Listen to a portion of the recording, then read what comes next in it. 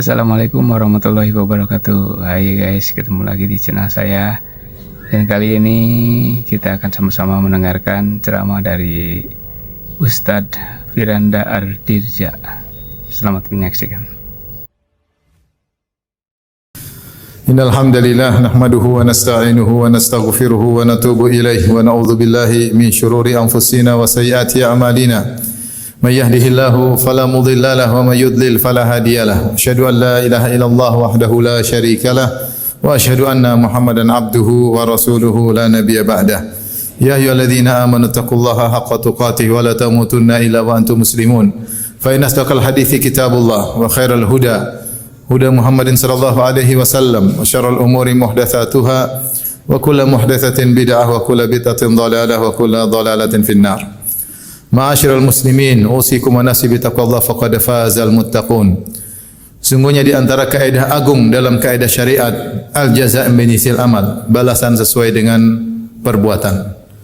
Siapa yang berbuat kebaikan maka dia akan mendapatkan kebaikan yang setimpal, dan siapa yang berbuat keburukan maka dia akan mendapatkan keburukan yang setimpal. Jazaa'an wifaqa. Kata Allah Subhanahu wa taala, yaitu balasan yang sesuai. Allah Subhanahu wa taala berfirman, hal jazaa'ul ihsani ilal ihsan. Tidaklah balasan bagi kebaikan kecuali kebaikan pula. Allah berfirman, lil ladzina ahsanul husna wa ziyadah. Bagi orang yang berbuat kebaikan maka dia akan mendapatkan kebaikan pula, yaitu surga.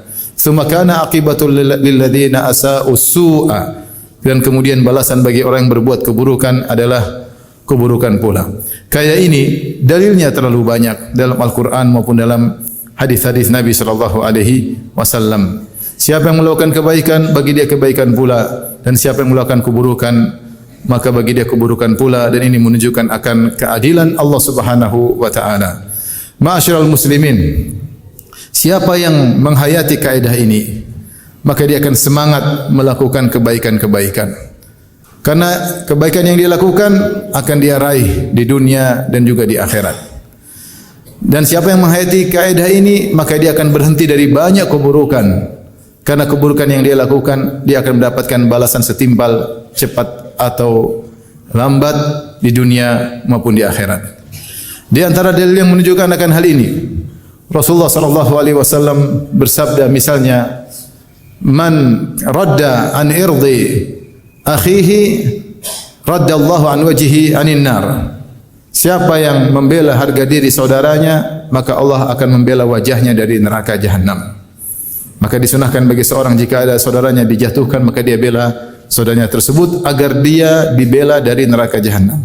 Sebaliknya, siapa yang mencari-cari kesalahan saudaranya, man tatabba'a aurata akhihi tatabba'a Allahu auratahu. Siapa yang mencari-cari aib saudaranya, maka Allah akan mencari-cari aibnya.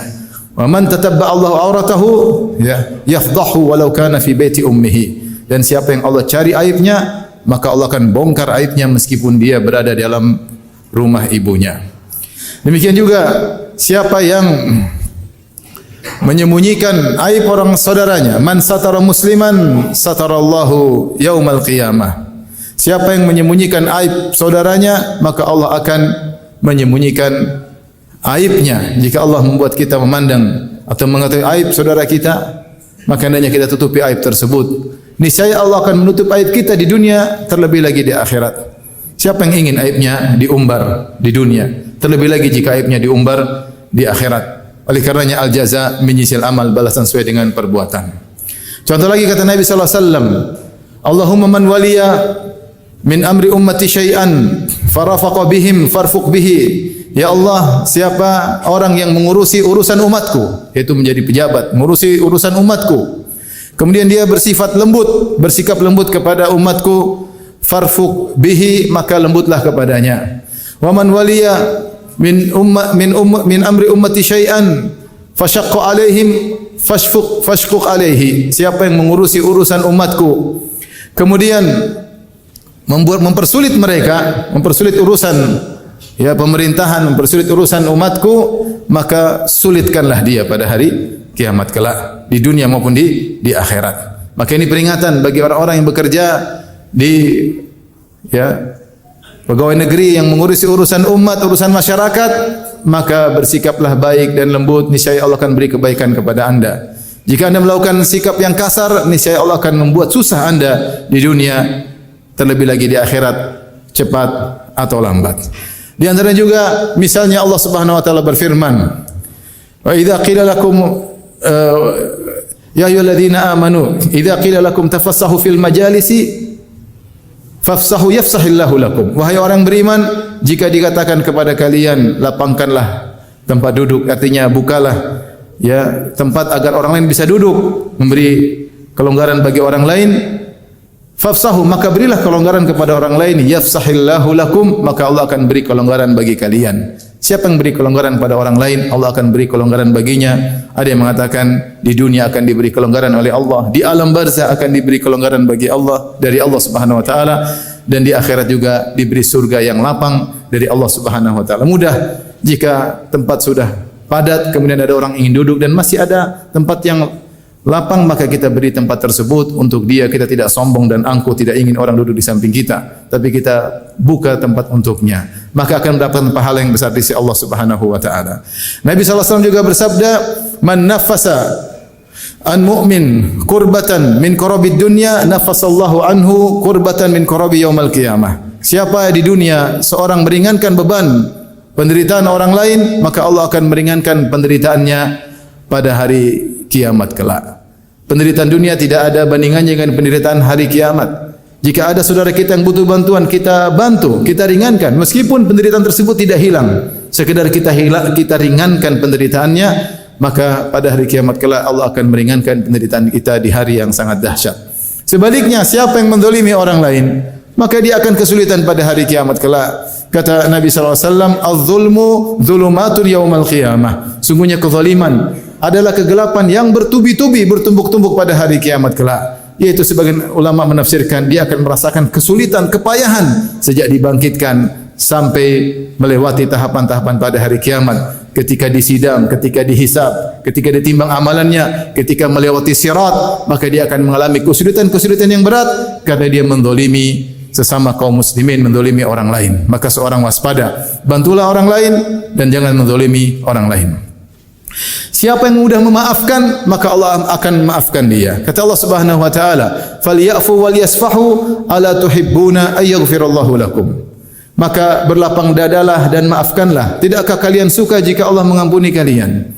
Orang mungkin di dunia ini membuat kita jengkel, ada yang mendolimi kita, ada yang menyakitkan hati kita, ya, membuat dada kita menjadi sempit, sesak. Maafkanlah dia. Kalau anda ingin diampuni oleh Allah, maafkan dia. Dunia ini hanyalah sebentar. Kita maafkan orang lain, maka Allah akan memaafkan dosa-dosa kita. Semakin kita berlapang dada darinya, maka semakin besar dosa-dosa kita diampuni oleh Allah Subhanahu wa taala. Dan demikianlah berbagai macam contoh dicontohkan oleh Nabi sallallahu alaihi wasallam sebagai penerapan dari kaidah al-jaza' min jinsil amal, balasan sesuai dengan perbuatan. Aqulu qouli hadza astaghfirullah li wa lakum wa lisal muslimin min kulli dhanbin khati'ah fastaghfiru innahu huwal ghafurur rahim.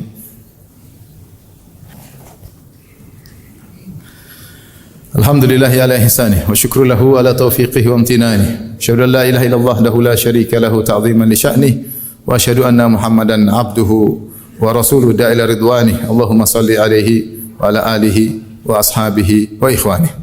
Di antaranya Nabi sallallahu alaihi wasallam mengatakan, "Man tawadha'a lillah rafa'ahu Allah."